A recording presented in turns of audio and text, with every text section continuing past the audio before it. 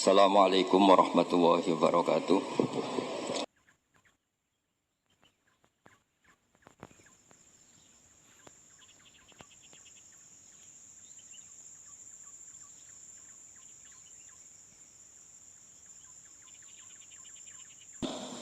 Ini harus ada pengetahuan yang luas tentang asbabun nuzul, tentang kriteria.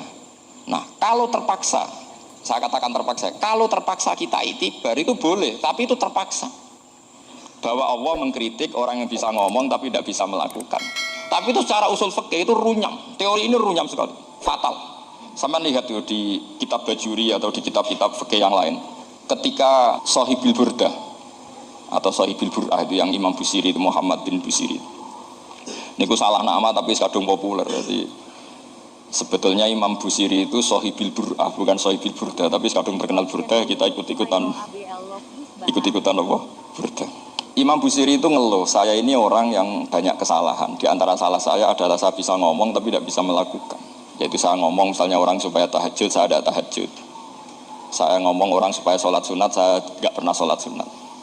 Itu sarahnya itu yang menyarai itu kan Imam Bajuri itu yang sarah Burdah. Itu mengkritik begini. Kalau Anda ngendikan itu fi ma'radi dzammin nafsi, yaitu dalam konteks Anda mengkritik diri sendiri oke. Tapi omongan Anda salah. Karena secara usul fikih fatal. Fatalnya begini. Misalnya saya nggak pernah tahajud. Ya mungkin itu nyata. Apakah kemudian saya tidak boleh mengatakan at-tahajjudu sunnatun? Apa saya diwajibkan diam hanya karena saya tidak pernah tahajud terus saya seorang kiai yang haram mengatakan at-tahajjud sunnah. Saya harus tetap mengatakan kalau tahajud itu sunnah. Saya kalau punya santri terus saya bilang, "Dong, napas nganggur yuk tahajud. Tahajud itu sunnah." Karena mengatakan kebaikan pasti bagian dari kebaikan itu sendiri.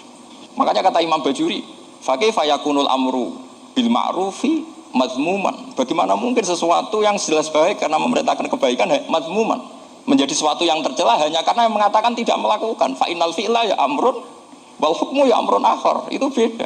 Jangan karena Anda tidak minum teh karena diabetes, terus Anda kalau ada tamu tidak disuguhi teh. Karena saya sendiri tidak minum teh. Wah ya repot kan gitu.